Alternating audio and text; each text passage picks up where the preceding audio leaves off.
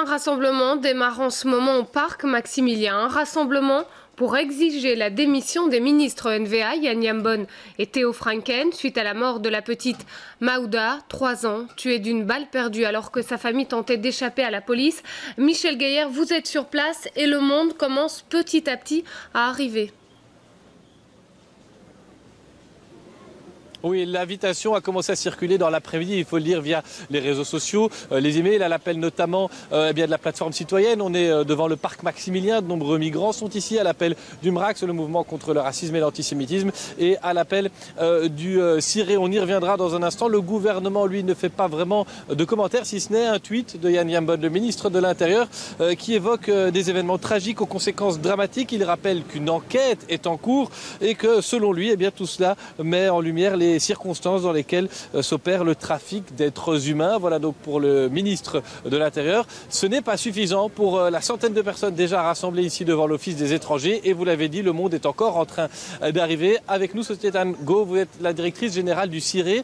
Pour vous, c'est la responsabilité directe du ministre de l'Intérieur, du secrétaire d'État à la migration, Théo Franken.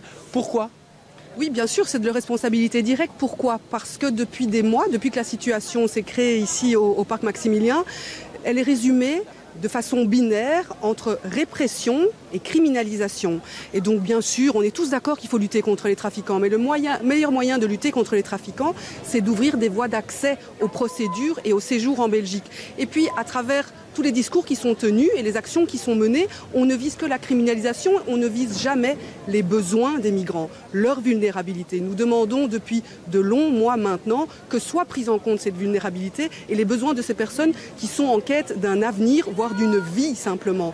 Ici, malheureusement, ce drame illustre le fait que derrière les trafiquants, il y a des migrants très vulnérables, une petite fille de 2 ans notamment, et donc il est de leur responsabilité politique d'admettre qu'ils se trompent et qu'ils font fausse route. Alors aujourd'hui, rassemblement, on voit quelques drapeaux, il y a des gueulophones qui sont là, il va y avoir des prises de parole. L'esprit, c'est quand même la dignité. L'esprit, c'est la dignité, rendre la dignité aux migrants qui la réclament depuis des mois et qui sont réduits à un carton dans un parc ou réduits, heureusement, à devoir profiter de la générosité de citoyens engagés parce que les autorités ne font rien pour répondre à leurs besoins. Alors il y aura certainement des prises de parole. L'idée, c'est surtout de se rassembler pour partager son émotion et partager son désarroi face à ce monde politique, ces autorités politiques qui ne veulent pas entendre et qui ne veulent pas voir le problème. Merci, Société Go. Je rappelle que vous êtes la directrice générale du CIRE et que vous faites partie des mouvements qui appellent à manifester en ce moment devant l'Office des étrangers après la mort en Wallonie d'une fillette de 2 ans qui, avec ses parents et d'autres illégaux, tentait de fuir un contrôle de police.